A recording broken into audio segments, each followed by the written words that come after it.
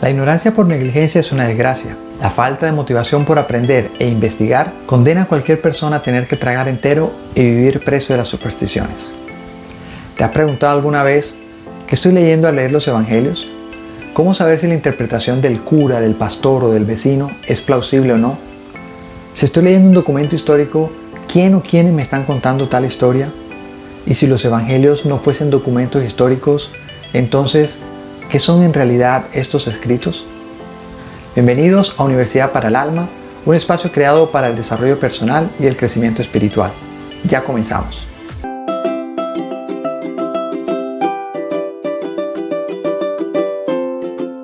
Conocer a grandes rasgos cómo fue la formación de los evangelios nos ayudará a comprenderlos mejor, a descubrir una mayor riqueza al leerlos y a saber de una vez por todas si la lectura e interpretación literal de sus pasajes es una opción válida e inteligente. Un ejemplo sencillo puede ayudarnos a ir entrando en materia. Este es Mr. X y tiene un círculo cercano de personas conformado por una amiga de infancia, un compañero de trabajo, su mamá, una exnovia y su hijo. Si a cada una de ellas le pidiéramos que describan cómo es Mr. X y comparáramos dichos escritos, de seguro que encontraríamos descripciones distintas, comunes y hasta opuestas sobre el mismo Mr. X. Todo dependiendo de las subjetividades y de las experiencias que cada una de ellas ha vivido con nuestro personaje. Ahora imaginemos que cada una de esas personas le hablan a otra sobre Mr. X y esas otras personas le hablan a otras.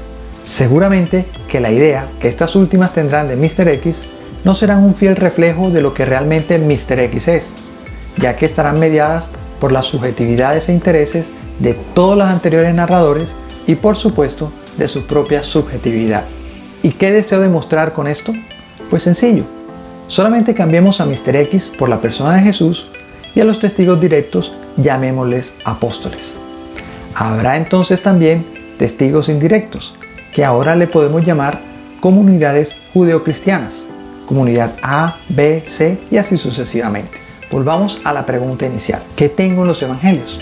¿Los escritos y testimonios de los testigos directos o de los indirectos? Respondamos a esta pregunta apoyándonos en una línea de tiempo. Pasan aproximadamente 30 años de tradición oral, del voz a voz, desde la muerte de Jesús hasta que se escribe el primer evangelio, bautizado con el nombre de Marcos.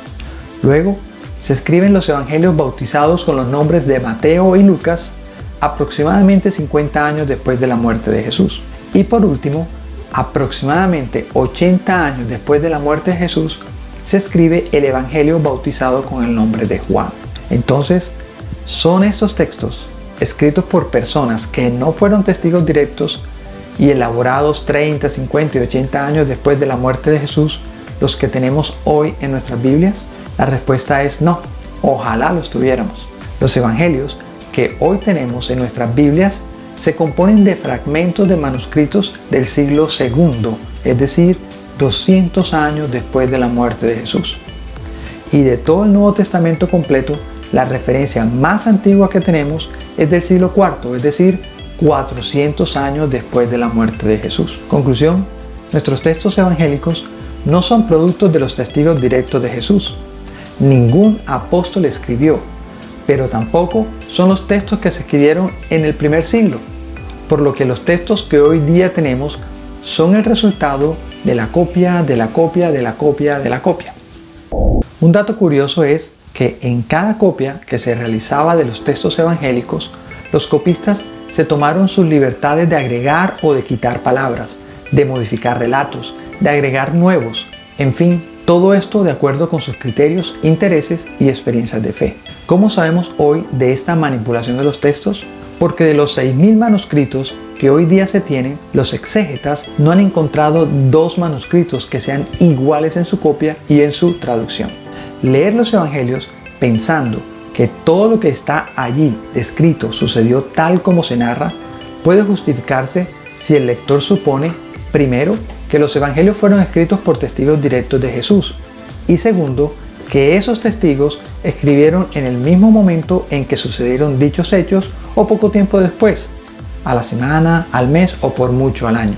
De seguro, el lector literalista no tiene idea de que pasaron décadas para empezar a escribir sobre Jesús y menos que pasaron siglos de copias y recopias y de manipulación de dichas copias antes de que se convirtieran en los evangelios que hoy día tienen en su Biblia.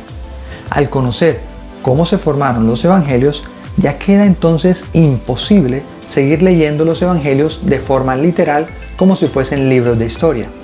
Otro reto que enfrentamos al leer los evangelios es que debemos superar un lapso de casi 2000 años de cultura e idiomas. Si tomamos en cuenta solamente el aspecto cultural de dicha época, veremos que en la mentalidad semita se movía dentro de un paradigma sapiencial y religioso, es decir, la verdad está ligada a los valores y a la fe. Algo era verdad si era bueno y mucho más si fuese aprobado o decretado por Dios. La forma como se transmitía esa verdad era lo de menos.